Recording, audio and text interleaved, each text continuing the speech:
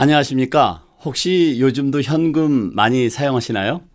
저의 경우는 발레 팁이라든지 호텔에서 서비스 하시는 분들에게 드리는 팁과 같은 상황 이외에는 현금을 거의 사용하지 않고 있습니다. 아마 많은 분들이 저와 비슷할 텐데요. 그렇지만 여전히 현금은 미국에서는 주요한 결제 수단으로 사용되고 있습니다.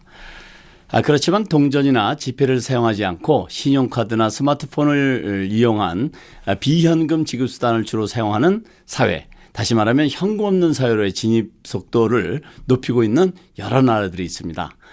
우선 스웨덴 정부는 현금 없는 사회를 가장 먼저 선포하고 오는 2023년에는 현금 없는 사회로 진입하겠다는 목표를 세우고 정부의 강력한 정책에 따라서 현금 사용을 빠르게 줄이고 있습니다.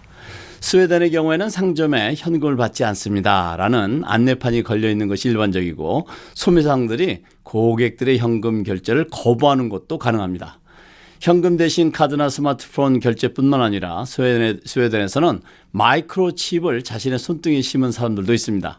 이런 사람들의 경우에는 어떤 대금 결제를 위해서 아무것도 들고 다니지 않아도 손등의 칩만 리더머신에 인식시키면 결제가 이루어지게 되는 것입니다. 이미 잘 알려진 것처럼 스웨덴에서는 교회 헌금은 물론이고 노숙인들도 단말기를 통해서 스마트폰 앱으로 구걸을 하고 있다고 합니다.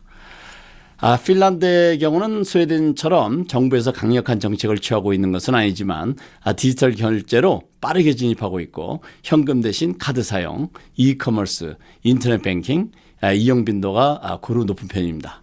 그리고 도시와 농촌 현금 사용률의 차이가 크게 없다는 점이 현금 없는 사회로의 진입의 속도를 높이고 있는 것으로 평가받고 있습니다. 영국의 경우는 특히 수도 런던에서의 현금 사용률은 빠르게 줄어들고 있고 영국인들은 카드 사용은 물론이고 모바일 결제에 대해서도 매우 익숙한 편입니다.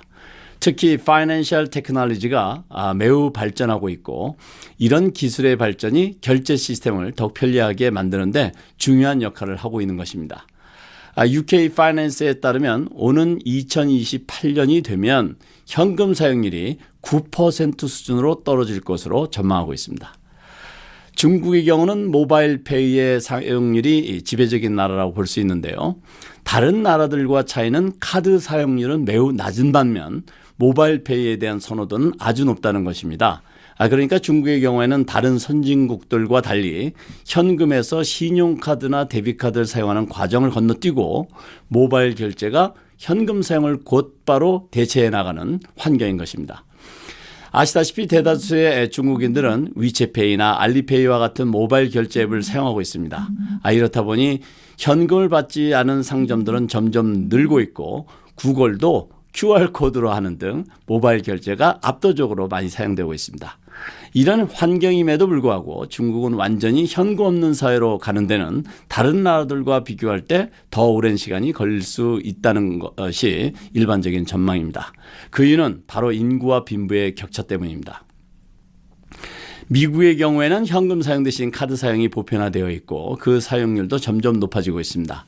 그리고 애플페이, 구글페이, 삼성페이 등 모바일을 이용한 결제 선호도 젊은 사람들을 중심으로 빠르게 확산되고 있습니다. 미국 역시 나라가 크고 도시와 농촌의 경제 구조와 인프라의 차이가 크고 저소득층 등 현금 사용을 필요로 하는 계층으로 인해서 완전한 현금 없는 사회로 가는 데는 적지 않은 시간이 소요될 것으로 전망되고 있습니다. 한국 같은 경우는 IT 강국답게 파이낸셜 테크놀로지가 가장 앞선 나라 중 하나입니다. 이렇게 기술 강국이다 보니까 당연히 현금 사용률이 낮을 수밖에 없습니다. 그래서 현금 사용률이 10%대를 보이고 있고 현금 사용을 원해도 받지 않는 상점들이 많이 있습니다. 뿐만 아니라 아예 현금이 없는 매장도 있고 현금 없는 버스도 운영되고 있습니다. 그리고 현금을 받기는 하지만 잔돈이 없어서 거스름돈을 받을 수 없는 상점도 있습니다. 은행의 경우는 지점이 줄고 있고 ATM도 줄고 있습니다. 한국 역시 방향은 완전 현금 없는 사회로 가겠지만 현금이 꼭 필요한 상황을 배제할 수 없는 입장입니다. 그리고 한국의 중앙은행이 한국은행도 현재 사용 중인 지폐와 동전을 CBDC로 대체하는 것을 연구해 왔고 외부 용역을 통해서 법률적 검토에 대한 보고서를 이미 공개했습니다. 이와 같이 미국, 한국은 물론 전 세계적으로 현금 없는 사회로의 변환의 속도가 빠르게 진전되고 있고 이런 현상은 팬데믹으로 인해 가속화되고 있는 것이 현실입니다. 현금 없는 사회의 장점과 단점을 한번 생각해 보겠습니다. 먼저 장점을 살펴보면 현금 대신 모바일 앱 등의 디지털 결제 시스템을 이용할 경우에는 첫째, 정부 입장에서는 지폐와 동전을 발행하고 유통관리 그리고 회수하는 데 들어가는 비용을 절감할 수 있습니다. 두 번째는 자금 세탁이나 탈세 등 범죄 방지 효과도 기대가 됩니다. 세 번째는 지출 사용 내역을 실시간으로 간편하게 알 수 있습니다. 이런 환경은 나의 재정 정보에 대한 수집과 분석을 용이하게 만들어서 마이 데이터 시대를 촉진하고 있습니다. 말하자면 흩어져 있는 내 재정 정보를 한 곳으로 모아서 현명한 재정 관리를 할 수 있도록 만들고 있다는 것입니다. 네 번째는 잔돈을 가지고 다닐 필요도 없고 돈을 잃어버릴 걱정도 할 필요가 없습니다. 이와 관련해서 한 가지 재미있는 실제 사실은 2013년에 스웨덴에서 은행에 강도가 들어왔는데 현금이 없어서 아무것도 훔치지 못하고 도망간 일이 있었습니다. 다섯 번째는 실시간으로 경제 동향이나 소비 패턴을 쉽게 파악할 수 있기 때문에 효과적인 통화정책 수립이 가능해지는 등의 장점들이 있습니다. 반면 우려되는 점도 있는데요. 첫 번째는 은행 계좌가 없거나 모바일 결제를 사용할 수 없는 소외 계층이 발생할 수 있습니다. 두 번째는 현금 결제를 선호하는 고령층, 카드를 발급받을 수 없는 어린이나 청소년, 저소득층과 신용불량자, 그리고 비현금 결제를 사용하기 불편한 장애인들의 소비 활동에 제약을 줄 수 있다는 것입니다. 이런 우려되는 점들을 보완하기 위해서는 현금 사용권이 보장되는 방안이 함께 고려되어져야 한다는 지적이 있는 것입니다. 여러분은 현금 없는 사회가 좋으신가요?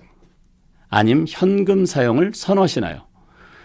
여러 의견이 있을 텐데요. 잊어먹기 전에 한 가지 말씀드릴 것은 앞으로 해외여행을 하시게 되면 방문하는 나라에서 현금 사용이 가능한지 여부를 꼭 확인하셔야 합니다. 자칫 여행하시면서 현금 사용으로 인한 적지 않은 불편을 겪을 수 있다는 점 꼭 기억해 두셔야겠습니다. 아직 정확한 것은 알 수 없지만 한 가지 분명한 사실은 코로나 바이러스로 인한 팬데믹은 현금 없는 사회를 앞당기는데 분명한 일조를 했습니다.